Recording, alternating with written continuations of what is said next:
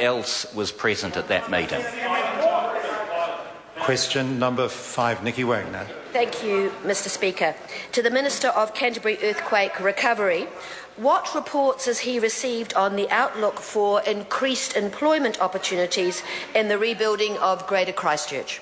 The Honourable Jerry Brown. Mr Speaker, I've seen a number of reports that indicate excellent employment opportunities for those seeking work in Canterbury. TradeMe reports a 43.7% increase in job listings on the same quarter last year. Today, over 2,000 jobs are listed for Christchurch on TradeMe.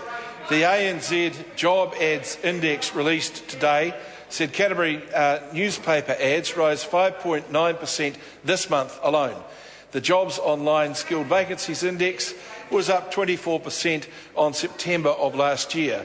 In January, there were 5,185 people on the unemployment benefit in Christchurch.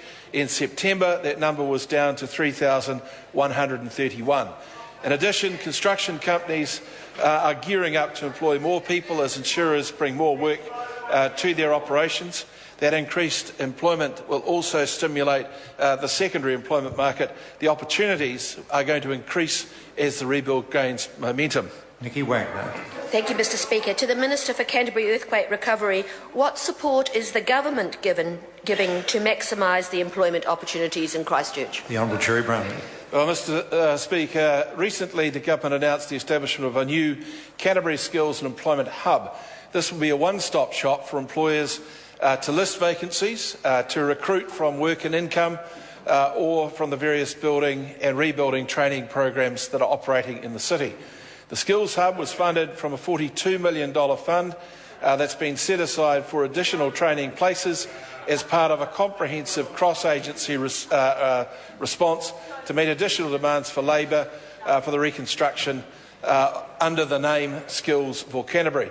We're taking steps to make it easier to provide good quality temporary accommodation for workers as well, and the largely government-funded Stronger Christchurch Infrastructure Rebuild team is looking for another 1,000 employees to repair horizontal infrastructure. In addition, sir, the CBD blueprint, very heavily supported by the government, has created interest from the private sector players around the world who are looking to invest. That will bring significant new employment. Nicky Wagner. Thank you, Mr Speaker. To the Minister for Canterbury Earthquake Recovery, what predictions has he seen for continued increased employment opportunities created by the Canterbury rebuild? The Honourable Jerry Brown. Mr Speaker, modelling has been undertaken which suggests that perhaps an additional 15,000 employees will be needed in the construction workforce when the rebuild peaks. These estimates are going to vary according to a number of factors that are used in that modelling. But all point to very significant employment opportunities in Canterbury, and that will be attractive for job seekers throughout New Zealand. These predictions are in stark contrast to the Labour Party, with their predictions of massive job losses, wholesale exodus from the city. Order. No order. The Minister is not responsible for Labour parties. The Honourable Leanne Dalzell. When was he first advised that Canterbury employers are not taking on apprentices due to workflow problems, even though the funding and places have been put there by the government? And when will he address this so that Canterbury young people can play a part in their own recovery? The Honourable Jerry Brown. Well, Mr Speaker, I think that is a highly emotive sort of question, backed by very thin fact. The reality is that job prospects in Canterbury for young people are better than anywhere else in the country, and there is little doubt that the money that we've put forward, a total of $43 million, that will go towards that training, will see young people taking up those opportunities. Unlike the Labour Party, the government of today does not think the government has to do everything. Point of order, Mr Speaker. Point of order, the Honourable Leanne Dalzell. Mr Speaker, there was a lot of noise at the beginning of my question. My question was, when was he first advised?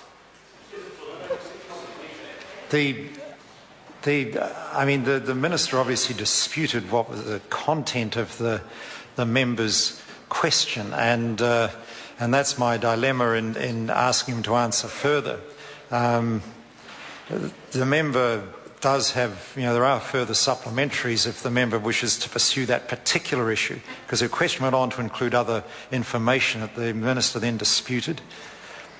Mr. Point of Speaker. order, the Honourable Leanne Dalzell. Mr. Speaker, my question was when was he first advised that Canterbury employers were not taking on apprentices due to workflow issues, even though the funding and places were there? The issue that I guess he went on to respond to was what that would mean about young Canterbury apprentices having a chance to have a place in the rebuild. But the primary question, when was he first advised, was not even attempted to be addressed by the Minister. But I think it's a lesson in if a member wants a question answered, to keep it to the point. I don't think I can ask the Minister to go back and answer that first part of the question, reasonable though it might have been, because the member included more material in the question than was necessary, because the rest of the stuff was opinion type information. Question number 6, the Right Honourable Winston Peters.